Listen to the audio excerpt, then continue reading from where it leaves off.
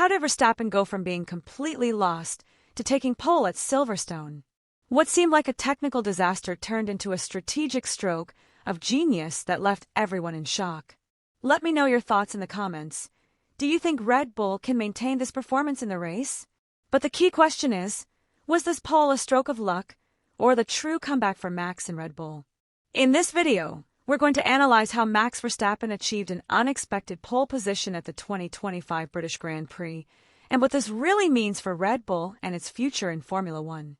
This weekend's story at Silverstone didn't begin with a magical qualifying lap. It began with uncertainty, frustration, and a visibly disoriented Red Bull. During free practice, especially in Friday's second session, Max Verstappen was nowhere near the dominant driver we've known.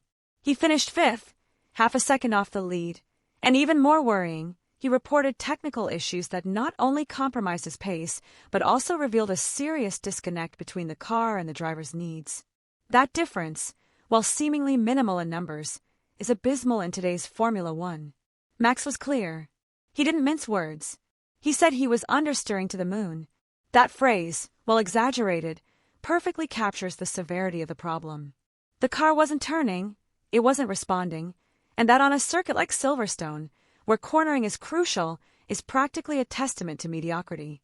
From the pits, the faces didn't convey a sense of calm either. Helmut Marko, always straightforward, admitted that there was a mistake somewhere with the car setup. It wasn't a simple technical issue. It was a structural flaw in how Red Bull had interpreted the needs of the circuit for that weekend. The most striking thing is that Red Bull doesn't usually make mistakes like this. Their track record supports them as one of the most precise teams in adapting setups. But on this occasion, not only did they miss the point on Friday, but internal signs suggested they didn't even know where the problem lay. This loss of technical direction, in a team that has dominated entire seasons, was not only surprising, but also raised alarm bells. What's happening within the team? Are we seeing the first cracks in a cycle that's beginning to close? On a strategic level, this put the team in a delicate situation. They were forced to react. They couldn't afford another session with that performance.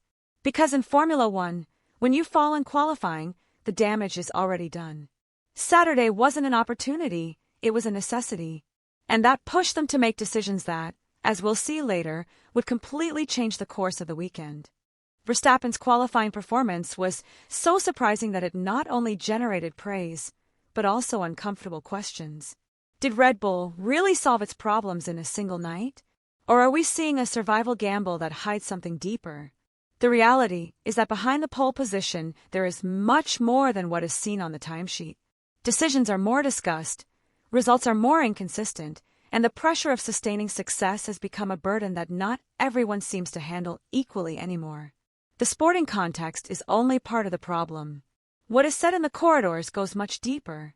The brilliant qualifying at Silverstone doesn't erase the ups and downs that have marked a season. And Max knows it. Internally, there are sectors within Red Bull that see this result as momentary relief, not a definitive solution. The doubts haven't disappeared. They have simply been silenced for 1 minute and 24 seconds. But the project, at least from the outside, appears to be faltering in key aspects: technical direction, constant development, and mutual trust between driver and team. For now, the situation is contained. Red Bull maintains the narrative of trust, progress, and unity. But just listen carefully to Verstappen's words after qualifying. He didn't speak as someone completely convinced. He spoke as someone celebrating an achievement, but still assessing the bigger picture. He said the car was fast, but difficult to handle. That qualifying had been good, but the race was still an unknown. These are measured statements, but loaded with double meanings. And that's where the rumors gain traction. Because if, even with a pole position in hand, Max continues to speak with such caution, then something isn't right. It's not just a technical issue. It's a question of trust, of vision for the future, of whether Red Bull can really offer its star driver the environment he needs to continue winning titles in the next era of Formula One. Added to that is another detail that few mention, but which is key. The 2026 regulations are getting closer and closer, and Verstappen, like any top driver, is already evaluating which team will give him the best chance in this new era. If Red Bull doesn't project certainties, others will. And that calculation isn't emotional. It's purely competitive. From the outside, it may seem exaggerated to talk about a possible exit right after a pole position. But in Formula One, everything moves quickly. What seems euphoria today could turn into frustration tomorrow. Max isn't committed to a logo. He's committed to victory. And if he feels that goal is in doubt, he won't hesitate to make drastic decisions. For now, the paddock continues to watch. No one dares to confirm anything, but every statement, every gesture, every result is interpreted in that light. Is Verstappen preparing the ground for a calculated exit? Or is he simply pressuring the team to wake up? Whatever the truth, what is clear is that the rumors aren't dying down. On the contrary, they are growing. And they do it because there's something, however small, that sustains them. And if the recent history of Formula One has taught us anything, it's that when rumors don't go away, there's a reason for them to live on. After a Friday session that bordered on disaster, Red Bull's reaction was as drastic as it was surprising. They didn't tinker. They didn't polish details. They completely rewrote the way they were interpreting the Silverstone circuit. During the night, the team's engineers worked tirelessly to redesign the car's aerodynamic setup, opting for a risky and, for many, illogical formula on paper: less rear downforce combined with a larger front wing. On a track with fast corners like Silverstone, this decision went against all conventional logic. But that's the point. Red Bull was no longer competing just against McLaren or Ferrari. They were competing against themselves, against their own technical crisis, against the growing sense that their dominance was over. And they needed an immediate impact. What happened in qualifying was the direct result of that gamble. Verstappen, with a completely transformed car, took to the track and executed a lap that was not only fast, but surgically precise. He took pole with a time of 1 minute and 24.892 seconds, beating championship leader Oscar Piastri by just 0.003 seconds. That tiny gap marked a turning point. It was the first pole since Miami, and while the numbers may seem small, their significance for Red Bull is enormous. They weren't leading with authority. They were surviving with brilliance.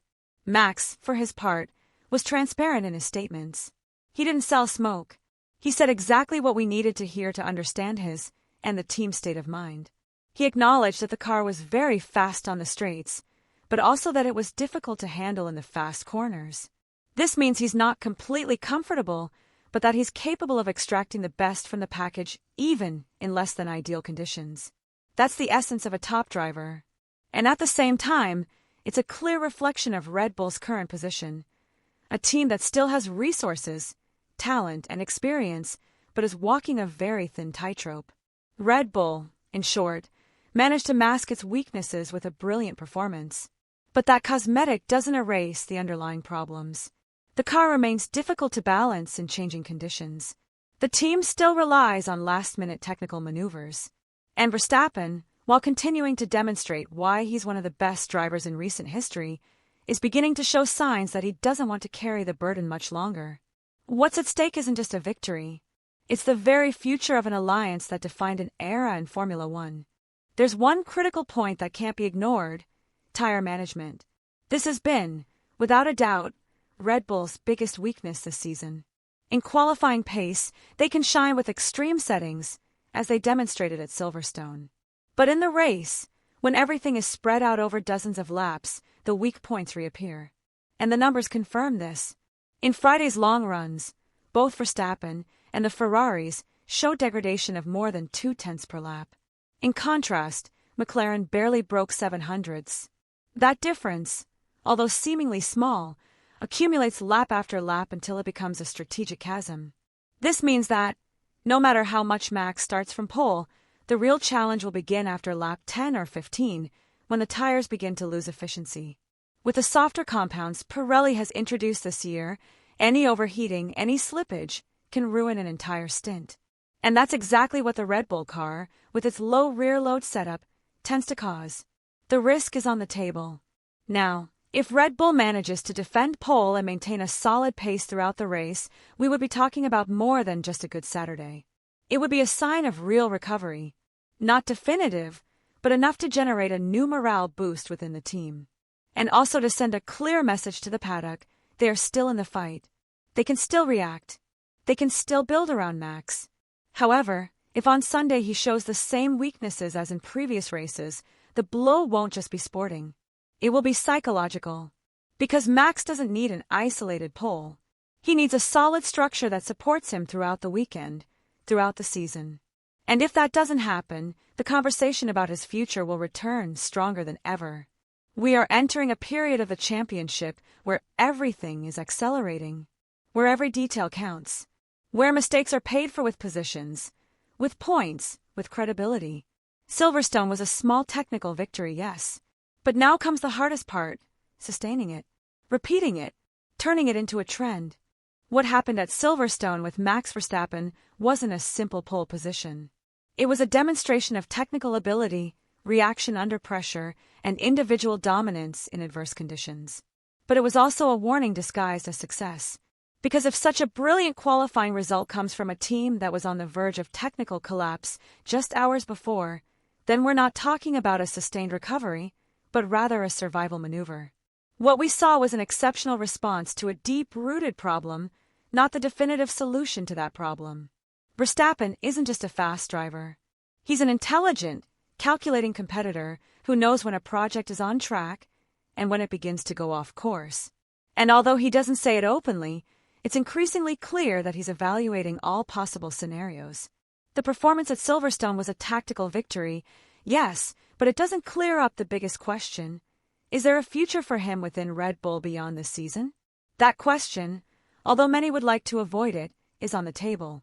And every result, every mistake or success, adds arguments to a decision that could change the balance of power in all of Formula One. And now I want to hear from you. Leave me your opinion in the comments. Do you think Verstappen should stay at Red Bull and fight for stability, or do you think it's time to look for a new project before 2026? Which team do you think can offer him a more solid future? Don't forget to subscribe to the channel.